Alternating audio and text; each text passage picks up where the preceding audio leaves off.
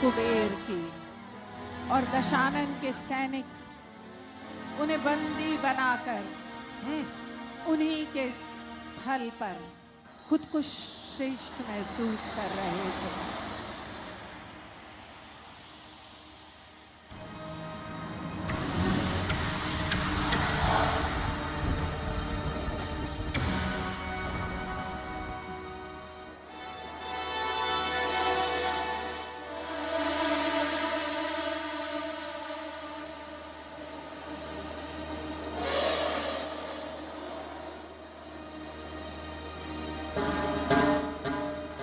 सुमाली की सोच का असर दशानन के अहंकार और लालच को बढ़ाता जा रहा था, और कुबेर पर उसकी हुई जीत अब क्या दिखाएगी।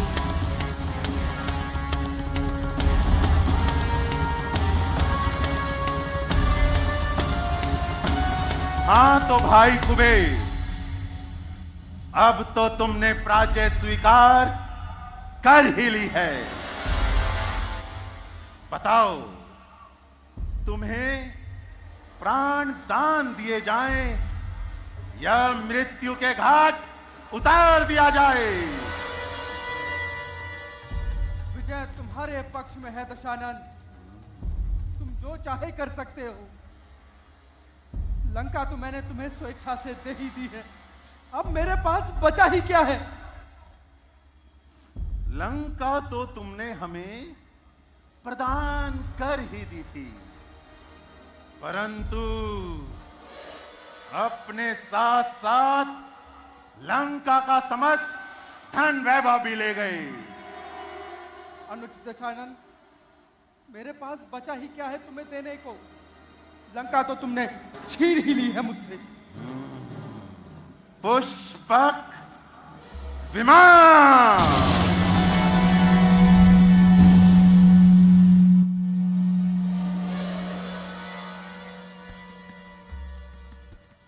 अपना पुष्पक विमान मुझे दे दो, उसके पश्चात ही तुम अलकापुरी को प्रस्थान कर सकते हो। ठीक है अनुचित दशानन, तुम्हारी जिस पर दृष्टि थी वो तुम्हें अवश्य ही प्राप्त हो जाएगा। मैं तुम्हें अपना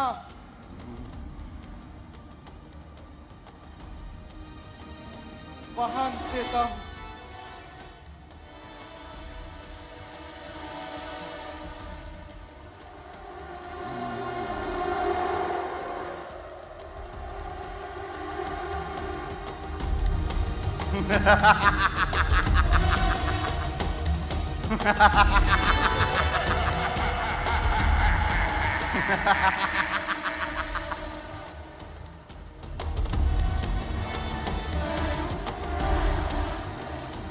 बढ़ चला रावण देखो अब पुष्पक की ओर, एक वैज्ञानिक ज्ञान बांधे देखो कैसी डोर।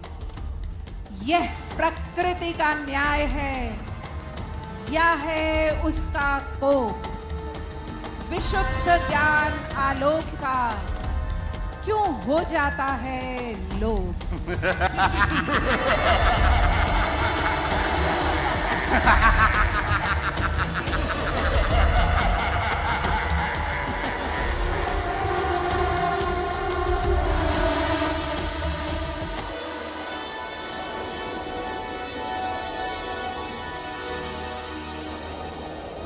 लालच और अहंकार दशानन के वो गुण बने जो लगातार ऊंचाइयों की पराकाष्ठा पर पहुंचते जा रहे थे।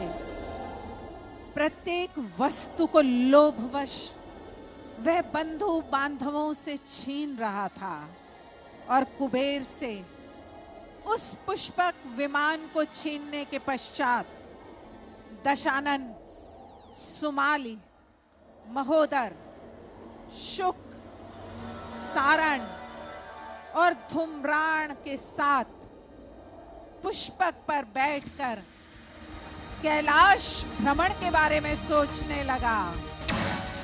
कैलाश महादेव का स्थल, जहां महादेव वास करते हैं।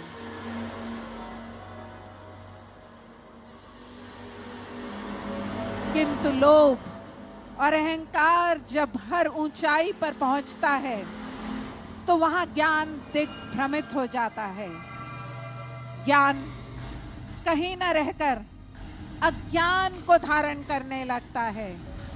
हम अपनी सोच को ही सिर्फ और मात्र सही मानने लगते हैं। ऐसी सोच जो चाहे समाज का पूरा विनाश क्यों ना कर दे, लेकिन हमारी सोच ही सिर्फ हमारी जीत बनती चली जाती है।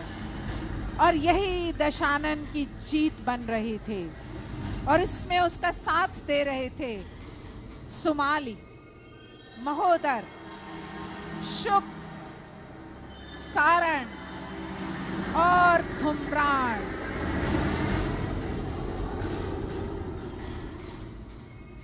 ये कैसा प्रकृति का न्याय है जिसने उस विमान की वह दिशा और वह दशा बना दी जो कहीं से भी उचित नहीं थी। क्या दशानन की यह सोच एक नए विध्वंस की ओर बढ़ रही है, या आज दशानन का अहम उस प्रभु से भी श्रेष्ठ बनता जा रहा है? आइए उस लीला को जाने जो दिखाएगी कि वो प्रभु किस तरह हमारी सोच बदल देते हैं। पुष्पक को प्राप्त कर अहंकार से भरा हुआ दशानन बंधु बांधवों के साथ बढ़ने लगा महादेव के कैलाश की ओर। हुआ है किसका साहस जो मरे रावण से टकराकर? पड़ा है कौन मृत्यु के भंवर में सामने आकर? क्या कोई संसार में ऐसा भी होता है जिसने मार्ग में चलते मेरे पुष्पक को रोका है? इसे नीचे उतारो। विचरण करते रावण का पुष्पक अचानक थम गया था और उसका अहम उसी की सोच से टकरा रहा था।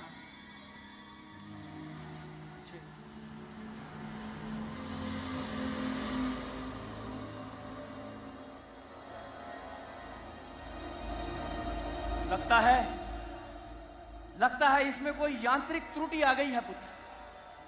क्या किसी के समझ में आया? महाराज, सारे यत्न करके देख लिए परंतु कोई हल नहीं मिला। परंतु ये सही कैसे होगा?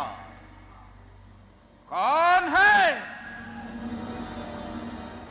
कौन है ये पापिष्ट जिसने इस अगम प्रदेश में प्रवेश का दुस्साहस किया? आ जाओ। और तू कौन है?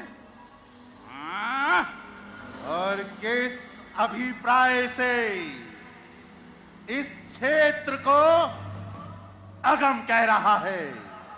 ओह, तो तू दशानन है, इसीलिए तो पुष्पक तेरे पास है। पीछे की तरफ लौट जाओ। इस क्षेत्र में किसी भी अनजान का प्रवेश ठीक नहीं। लौट जाओ। देख नहीं रहे मेरे पुष्पक में कुछ यांत्रिक विकार आ गया है, उसी को समझने का प्रयत्न कर रहे हैं।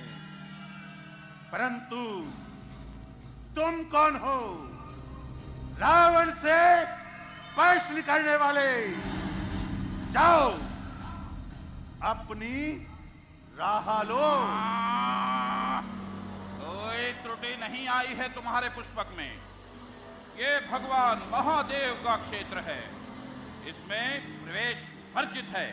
अपने पुष्पक को पीछे की दिशा में संचालित करो, वो स्वतः ठीक हो जाएगा। लौट जाओ।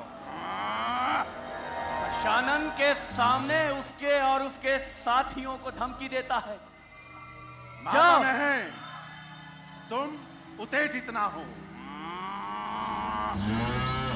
माना ये शिव का क्षेत्र है, परंतु हम तुम्हारा क्या हित कर रहे हैं?